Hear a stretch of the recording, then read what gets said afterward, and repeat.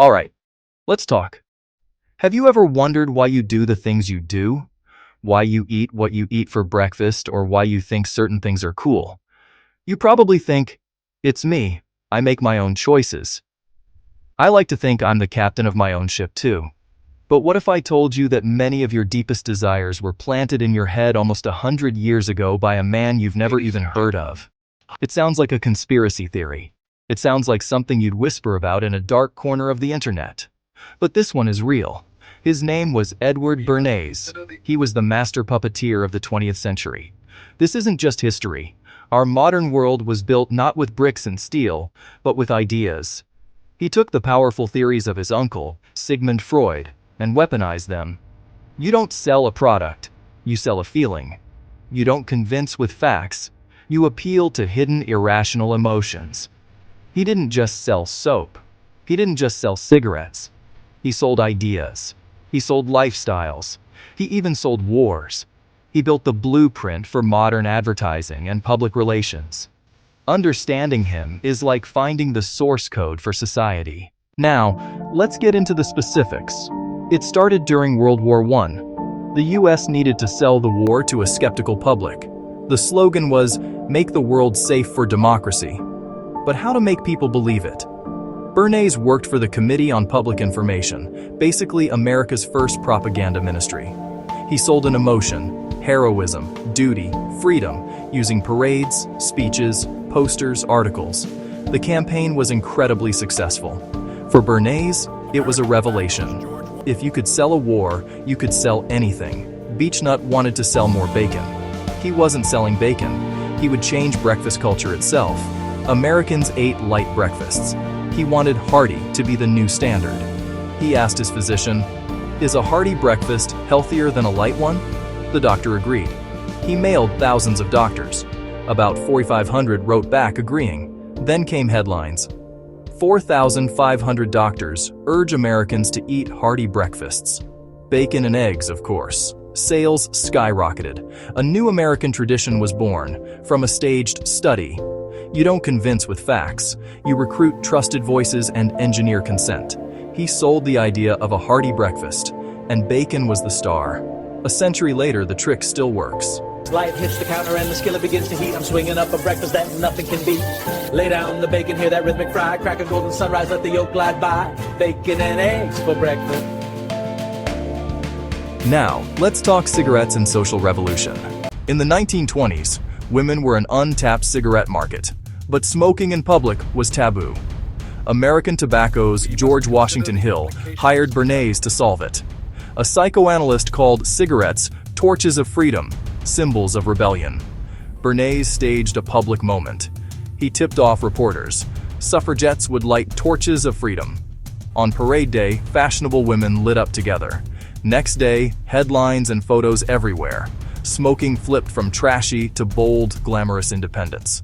Another issue, Lucky Strike's packs were forest green, said to clash with women's fashion. Instead of changing packs, change fashion. He staged lavish green balls, worked with designers and department stores. Suddenly, green was everywhere. The pack no longer clashed, it matched. Pure, audacious genius. Needs a megaphone, and I'm the guy to hold it. I turned a spark into a story, and the story sold it. Said, "Ladies, here's your liberty, all rolled up slender and clean. Raise that torch of freedom, a little white cigarette queen. Light it up." But Bernays didn't just shape products. He shaped geopolitics. Guatemala, 1954. United Fruit hired Bernays. Guatemala's elected president, Jacobo Arbenz, pushed land reform. To the company, it threatened profits. To Bernays, it needed a story. He couldn't frame it as corporate greed versus a poor nation. So he reframed Arbenz as a communist menace, tapping Cold War fear. He set up the Middle America Information Bureau to flood media with press releases. He flew influencers and officials on curated fact-finding tours with hand-picked sources. The narrative, Guatemala was becoming a Soviet satellite at America's doorstep. Major publications amplified the story. In 1954, the CIA, amid that public mood, helped topple Arbenz. A military regime friendly to United Fruit followed. Guatemala descended into decades of brutal conflict and mass death. He showed his methods could topple governments. How did he do it? Let's open the playbook. What were the tricks? Systematic psychology, not magic. Use third-party authorities. If a doctor, scientist, or academic says it's good, we believe them. Influence experts, media, and the public. Launder a commercial message through trusted voices. Don't wait for news. Create it.